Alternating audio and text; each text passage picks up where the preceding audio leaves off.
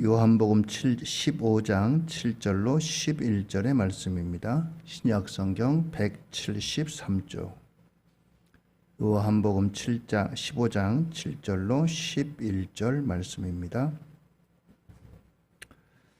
제가 봉독해 드리도록 하겠습니다. 너희가 내 안에 거하고 내 말이 너희 안에 거하면 무엇이든지 원하는 대로 구하라. 그리하면 이루리라. 너희가 열매를 많이 맺으면 내 아버지께서 영광을 받으실 것이요 너희는 내 제자가 되리라. 아버지께서 나를 사랑하신 것 같이 나도 너희를 사랑하였으니 나의 사랑 안에 거하라.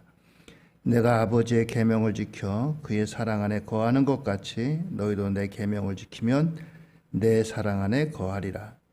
내가 이것을 너희에게 이름은 내 기쁨이 너희 안에 있어 너희 기쁨을 충만하게 하려 함이라. 아멘. 아멘. 할렐루야. 오늘도 하나님의 은혜와 축복이 우리 연송이 가족들 모두 위에 함께 하시기를 주의 이름으로 축원드립니다. 오늘 말씀의 제목은 예수 안의 행복. 그렇습니다. 우리가 행복한 이유는 여러 가지가 있겠습니다만 무엇보다도 예수님 믿고 얻는 행복, 우리가 너무나 크고 너무나 큰 은혜지만 눈에 보이지 않고 손에 잡히지 않고 귀에 들리지 않으니까 때로 잊어버리고 우리가 살 때가 많습니다. 다시 한번 말씀으로 예수 안의 행복 회복하시고 찾으시는 귀한 시간 되기를 주의 이름으로 축원드립니다. 모든 사람은 너나 없이 행복하기를 원합니다. 인종을 뛰어넘어서 시대를 뛰어넘어서 또 남녀를 뛰어넘어서 모두가 우리는 행복하기를 원합니다. 미국의 독립선언서에 인간의 기본 권리는 생명과 자유와 행복 추구에 있다라고 명시하고 있습니다. 행복을 추구하는 것은 인간의 기본 권리인 것입니다. 1800년대에 기드 모파상이라고 하는 작가가 쓴 목걸이라고 하는 단편 소설이 있습니다. 출중한 미모를 이제 가지고 있지만 남편은 가난한 공무원입니다. 그래서 늘 불만이 있었어요. 자신의 이 아름다운 미모를 사람들에게 자랑하고 싶고 또 이제 교제하고 싶은데 그럴 만한 처지가 되지를 못했습니다. 이 사실을 아는 어느 날 남편이 장관이 좋지 않은 파티에 초대장을 얻어옵니다. 우리야 뭐 잔치를 베푼다고 하면은 뭐 초대장이 필요하겠어요? 그냥 가서 얼굴 내밀고 축하하고 그러면 되죠. 근데 서양은 그렇지 않습니다. 반드시 초대장이 있어야 됩니다. 그런데 이 초대장을 얻는 게 그렇게 쉽지가 않았어요. 이 남편이 아주 어렵게 이 파티 초대장을 구해왔습니다. 그래가지고 아내에게 이것을 내놨어요. 자기 생각에는 이 아내가 보고서 야 나도 드디어 파티에 갈 수 있구나 하고 즐거워하고 고마워할 줄 알았는데 이 초대장을 내놓자마자 아내의 얼굴이 이제 울그락불그락 하면서 화를 내는 겁니다. 도대체 이것만 가져오면 어떡하냐고, 도대체 내가 입고 나갈 옷이 없다는 거예요. 예? 내가 이 파티 초대장만 있으면 뭐 하느냐, 파티에 나갈 만한 옷이 한 벌 없다. 그것이 그 여인의 이제 이유였습니다. 남편은 아내 몰래 비상금을 가지고 있었는데 비상금을 내놨습니다. 비상금을 가지고 옷을 한 벌 구입을 했어요. 그런데 뭔가 이제 파티에 나가려니까 허전한 것 같아요. 이 부인은 자기 친구의 이제 값비싼 목걸이를 빌려왔습니다. 그러니까 구색이 맞춰진 것 같아요. 그래서 이 파티 나가서 마음껏 자기의 아름다움을 자랑하고 이 파티장을 휩쓸었습니다. 새벽 4시까지 이 파티가 계속됐어요. 파티를 마치고 집으로 돌아와서 이제 옷을 벗고 정리하는데 그만 목걸이를 잃어버린 겁니다. 목걸이를 잃어버려가지고 이제 이 목걸이를 어떻게 하겠어요? 친구한테 갖다 줘야 되는데 결국 이제 마틸드라고 하는 이 여인은 자기의 이제 400프랑밖에 안 주고 샀던 이 옷에 100배에 해당하는 4만 프랑을 주고 이제 이 빚을 얻어가지고 목걸이를 사가지고 친구에게 돌려주었습니다. 이 4만 프랑이라고 하는 돈을 갚기 위해서 10년간 하지 않은 일이 없어요. 남의 집에 이제 가정부부터 시작해서 닥치는 대로 일을 하면서 이 빚을 갚아나갔습니다. 10년이 지났어요. 빚을 거의 다 갚아갈 무렵에 어느 날 자기가 목걸이를 빌려왔던 친구를 만났습니다. 친구와 이런저런 얘기를 하는 가운데 내가 그때 너에게 빌려간 목걸이를 잃어버려가지고 내가 이제 4만 프랑을 주고 이 목걸이를 사서 너에게 준 거라고 이야기를 했어요. 그랬더니 그 친구 하는 얘기가 야 그거 500프랑짜리 가짜 목걸이야. 500프랑짜리밖에 안 되는 가짜 목걸이라는 거예요. 참 얼마나 허무하고 또 황당무계한 이와 같은 일입니까? 많은 사람이 이와 같이 외적인 것에서 행복을 찾는다는 그와 같은 것들을 이제 꼬집는 이와 같은 소설입니다. 참 행복이 어디 있을까? 우리는 오늘 말씀을 통해서 함께 우리가 함께 상고하고자 합니다.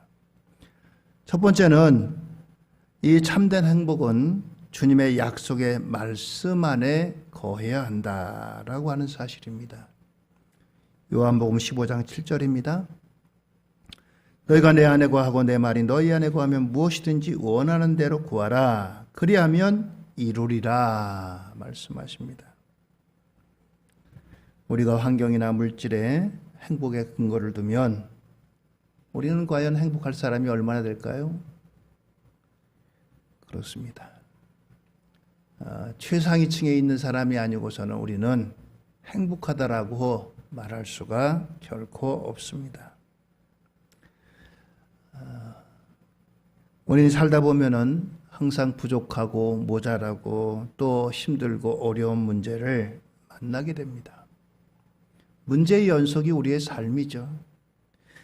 우리는 이러한 문제 속에서 이제 이 문제와 함께 계시고 문제를 이기게 하시는 주님을 바라보며 살아야 된다는 겁니다. 예수 믿는 분들 중에 착각하시는 분들은 예수님 믿으면 문제도 없고 어려움도 없고 모든 것이 순조하다, 순탄하다라고 생각하시는 분입니다. 그러나 결코 예수님 믿는다고 해가지고 문제가 없고 순탄하고 바람도 없고 비바람도 없고 폭풍우도 없고 또 그 모질고 모진 이제 한파도 결코 몰아치지 않는 그러한 삶을 아니라는 거예요. 우리에게도 세상 사람들과 똑같은 환난이 있고 어려움이 있고 아픔이 있다라고 하는 사실입니다. 그러나 오늘 우리는 세상 사람들이 발견하지 못하는 문제 속에 어려움 속에 고난 속에 함께 하시는 주님을 발견하고 주님으로 말미암아 힘을 얻고 주님으로 말미암아 우리가 승리한다는 사실입니다. 그렇습니다. 결코 하나님의 사람이라고 해가지고 어려움이 없는 온실 속에 화초와 같은 그러한 삶은 결코 아니라는 것입니다. 요즘 말씀이 여러분들 출애굽기입니다. 출애굽기에 보면은 이제 막 출애굽해가지고 광야로 들어섭니다. 광야 생활 가운데는 늘 부족하고 모자란 것이 천지예요. 물이 부족하지요. 먹을 게 없지요. 그늘이 없지요. 뭐 어떤 오락을 할 만한 것이 없지요. 어떤 것 하나 풍족한 것이 없습니다. 그런데 그 가운데 하나님께서는 하나님의 백성들에게 이 모든 것들을 공급하십니다. 오늘 여러분들, 오늘 우리의 삶 가운데도 때로는 광야와 같이 모자라고 부족하고 어려운 것들이 많은 삶입니다. 그러나 그럼에도 불구하고 그 가운데 역사하시는 하나님을 바라보며 위로부터 주시는 힘과 능력을 힘있게 되기를 주의 이름으로 축원드립니다. 느헤미야 9장 21절의 말씀입니다. 40년 동안 들에서 기르시되 부족함이 없게 하심으로 그 옷이 헤어지지 아니하였고 발이 부르트지 아니하였사오며. 그렇습니다. 이스라엘 백성들이 광야 40년을 지냈지만 하나님께서 그들에게 입을 것과 먹을 것과 또 그리고 그들이 거주할 곳들을 40년 동안이나 해결해 주셨다라고 하는 것입니다. 하나님의 은혜 가운데 있지만 그들은 때로는 그럼에도 불구하고 이제 원망하고 불평하는 그런 모습을 갖습니다. 오늘 우리는 문제 가운데, 어려운 가운데, 그 가운데 휘둘리지 말고 그 가운데 역사하시는 하나님의 능력과 하나님을 바라보시는 저와 여러분들 되기를 바랍니다. 어떤 사람들은 말씀 속에서 속박을 느낍니다. 아이고, 나를 이것도 하지 말고 저것도 하지 말해. 근데 어떤 사람들은 말씀 속에서 자유를 누립니다.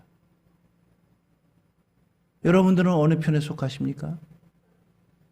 하나님의 말씀 안에서 안정과 자유를 누리는 사람이 있는가 하면은 하나님의 말씀 안에서 아이고 이것도 하지 말아야 되고 저것도 하지 말아야 되고 예수 믿는 게 참 힘들어 불편해. 오늘 여러분들 우리는 하나님의 말씀 안에서 안정과 평안 이와 같은 것들을 누리는 복된 주의 성도님들 되기를 바랍니다. 기차는 철로 위에서 자유를 누립니다. 비행기는 아무데나 가면 안 됩니다. 정해진 항로를 잘 따라야 됩니다. 아주 오래전에 우리나라의 대한항공 비행기가 당시에는 이제 소련이라고 했죠. 소련의 영토에 들어갔다가 미사일을 맞아가지고 그 비행기 안에 타고 있던 많은 사람들이 다 이제 죽었습니다. 항로를 벗어났기 때문이에요. 항로를 따라야지 안전이 있습니다. 얼마 전에 이제 KTX가 이제 탈선을 해가지고 사람들이 부상을 당하고 또 많은 피해가 있었습니다. 기차가 선로를 이제 따라야지 기차가 안전하게 운행하지 선로를 벗어나게 되면 그와 같은 사고가 있는 겁니다. 오늘 우리가 주님의 말씀 안에 거할 때 거기에 참된 행복이 있는 것입니다. 그렇잖아요? 여러분들 하나님께서 우리에게 말씀하신 대표적인 십계명 가운데 도둑질하지 말라, 살인하지 말라, 간음하지 말라. 이것을 지키는 게 어려운가요? 아니면 안 지키는 게 어려운가요? 하나님의 사람이라면 마땅히 그거 지키는 게 어려운 일도 아니에요. 오히려 이것을 안 지키는 게 더 어려운 일이죠. 그렇습니다. 오늘 저와 여러분들에게 말씀 안에 거해서 오늘 참된 행복을 누림받는 우리 모두가 되기를 주의 이름으로 축원을 드립니다. 두 번째는 주님의 사랑 안에 거해야 된다라고 하는 거예요. 15장 9절의 말씀입니다. 아버지께서 나를 사랑하신 것 같이 나도 너희를 사랑하였으니 나의 사랑 안에 거하라 말씀하십니다. 나의 사랑 안에 거하라. 주님의 사랑 안에 거할 때 우리는 행복한 삶이 주어지기 때문입니다. 주님의 사랑은 우리가 사랑했기 때문에 주님이 사랑하시는 것이 아니라 주님이 먼저 사랑하십니다. 그렇습니다. 그 사랑으로 우리가 구원받고 하나님의 자녀로 택함을 받은 것입니다. 성숙한 사람과 성숙하지 못한 사람은 보면은 먼저 사랑하는 사람이 성숙한 사람입니다. 때로는 부모와 자녀가 이제 다툼이 일어날 수도 있죠. 그런데 어떻습니까? 부모님이 먼저 사랑합니까? 자녀가 먼저 사랑합니까? 부모님이 먼저 하죠. 왜요? 부모님의 사랑이 더 크기 때문입니다. 때로는 자녀는 부모에 대해서 마음의 원망을 품고 그렇게도 하지만 부모는 결코 자녀를 버릴 수가 없습니다. 그렇습니다. 오늘 주님은 우리에게 주님의 사랑 안에 거하라 라고 말씀하시는데, 나의 사랑 안에 라고 하는 말의 이 사랑은 아가페의 사랑, 하나님의 거룩한 사랑을 말합니다. 사랑은 여러 가지 종류가 있어요. 남녀 간의 이성적인 사랑이 있고요, 친구들의 우정적인 사랑이 있고요, 또 부모님의 특별히 어머니의 사랑이 있고요, 또 하나님의 사랑이 있습니다. 그 사랑의 강도가 달라요. 남녀 간의 사랑은 등 돌리면은 남 되는 거잖아요. 또 친구 간의 우정도 역시 깊지만 그것도 언제 깨질지 모릅니다. 그러나 하나님의 사랑은 결코 이 남녀 간의 사랑, 또 친구 간의 사랑, 우정, 이것과는 비교가 되지 않습니다. 하나님께서는 이처럼 이러한 사랑으로 우리를 사랑하십니다. 그러면서 우리가 주님의 사랑 안에 거하라, 우리에게 고난과 항날이 닥쳐올 때 우리는 나와 함께 하시는 하나님을 경험하게 됩니다. 하나님께서는 우리가 성공하고 번영할 때도 함께 하시지만 고난 중에 있을 때 더 함께 하십니다. 자녀들이 그렇잖아요. 아플 때 더 엄마의 손길이 많이 가고 더 많은 애정을 주고 더 많은 사랑을 주듯이 하나님의 사랑이 또한 그렇습니다. 주님은 내가 고통당할 때도 시험당할 때도 함께 하시는 사랑으로 우리를 하나님의 사랑으로 이끄시는 분입니다.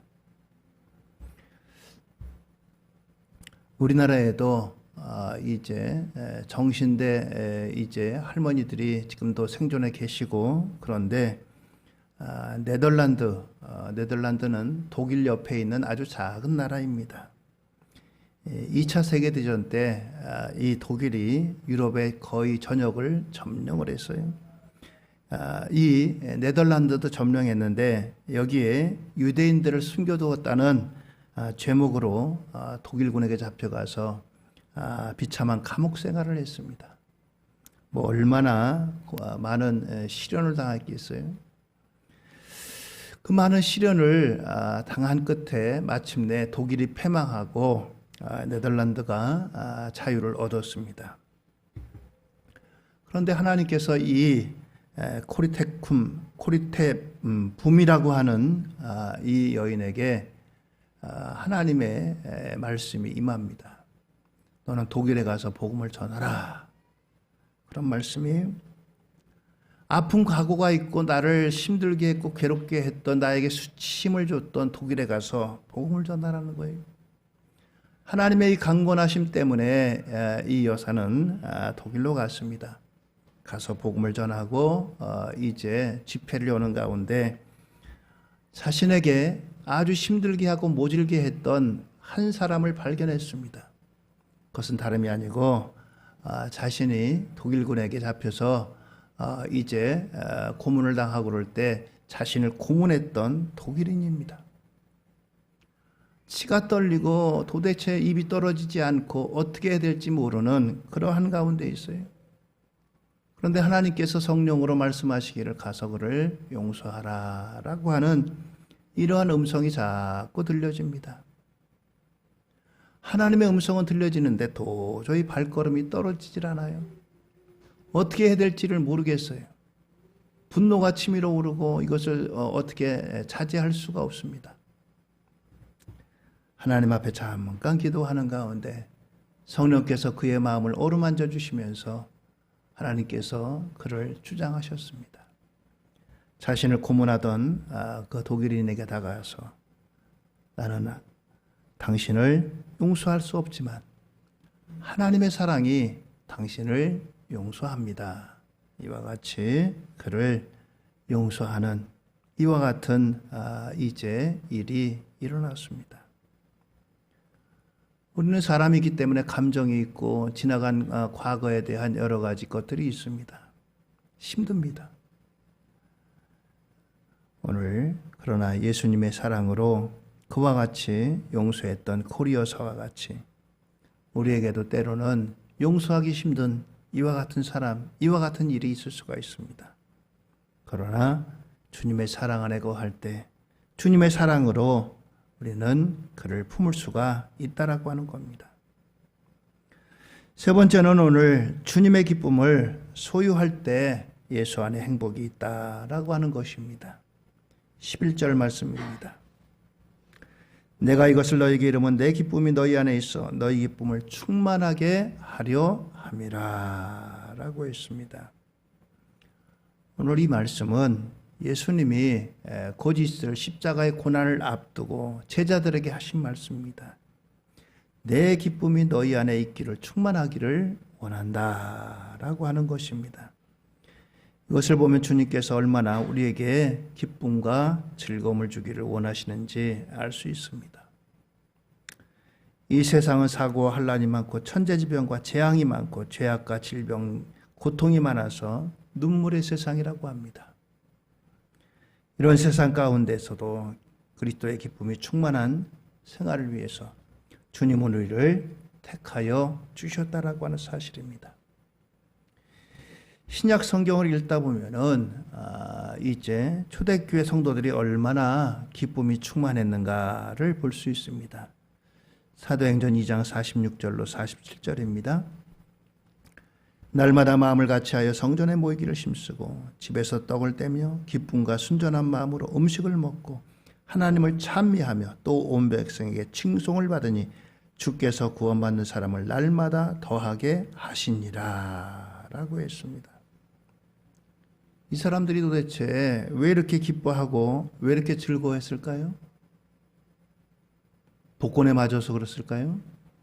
숨겨두었던 금덩어리를 발견해서 그랬을까요? 바로 예수 그리스도로 말미암은 기쁨이, 구원의 기쁨이 흘러차고 넘쳤다는 사실입니다. 초대교회 성도들에게 하나님의 뜻을 이렇게 말씀하십니다. 데살로니가전서 5장 16절로 18절입니다. 항상 기뻐하라, 쉬지 말고 기도하라, 범사에 감사하라. 이것이 그리스도 예수 안에서 너희를 향하신 하나님의 뜻이니라 라고 했습니다. 계속되는 환난과 핍박과 이와 같은 것들이 있습니다. 네로 황제가 세상을 다스릴 때 예수 믿는 사람들을 옥에 가두고 때로는 이제 순교의 현장에 매달기도 하고 이러한 일이 벌어졌습니다. 그러한 세상에서 항상 기뻐하라, 쉬지 말고 기도하라, 범사에 감사하라. 이것이 예수 그리스도의 뜻이다 라고 말씀합니다. 그렇습니다. 오늘 이와 같은 기쁨이 초대교회 또 우리 믿음의 선조들에게 이러한 기쁨으로 그들은 충만했습니다. 1세기 때 가장 기뻐했던 사람들이 누구냐? 로마가 세계를 다스렸습니다. 로마의 귀족들일까요? 아니면 온 세계를 다스린 로마 황제였을까요?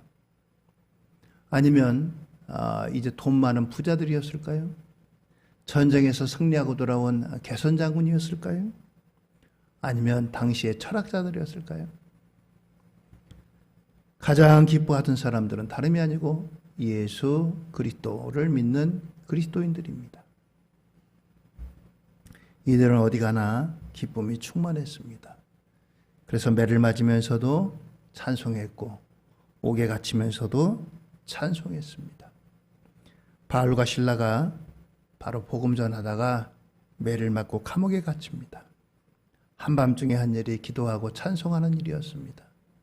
옥문을 열어주십니다. 오늘 여러분들 우리의 삶 가운데 힘들고 어려운 일 기도와 찬송으로 승리하시고 기쁨으로 여러분들 승리할 수 있기를 주의 이름으로 축원드립니다. 세상 어느 사람이 아무런 근심 걱정 없는 사람이 어디 있겠어요? 만석군은 더 근심이 만 가지가 된다고 하잖아요. 그렇습니다. 돈이 많으면 많은 대로 근심이 더 많습니다. 지혜가 더 많으면 많을수록 근심도 또한 더해집니다. 지식이 많으면 지식이 많을수록 더 근심도 또 많아지고 깊어집니다. 오늘 여러분들 우리에게 무엇보다도 이러한 예수 안의 기쁨으로 예수 안의 행복을 회복하시고 다시 한번 우리가 이 예수 안의 행복을 회복함 받는 이와 같은 우리 성도인들 되기를 예수님의 이름으로 축원을 드립니다. 그래서 다시 한번 여러분들 우리 예수 안의 행복, 예수님 믿을 때의 기쁨, 예수님 믿을 때의 감격, 예수님 믿을 때의 감사, 이와 같은 것들이 회복됨으로 말미암아 코로나19로 지루하고 또 우리가 얼마나 지금 힘듭니까? 몸도 힘들고 마음도 힘들고 또 모든 것이 부자유하고 이러한 세상 가운데 다시 한번 하나님의 주시는 귀한 은혜와 복으로 행복을 회복하고 되찾는 우리 모두가 되기를 예수님의 이름으로 축원드립니다. 할렐루야. 기도하시겠습니다.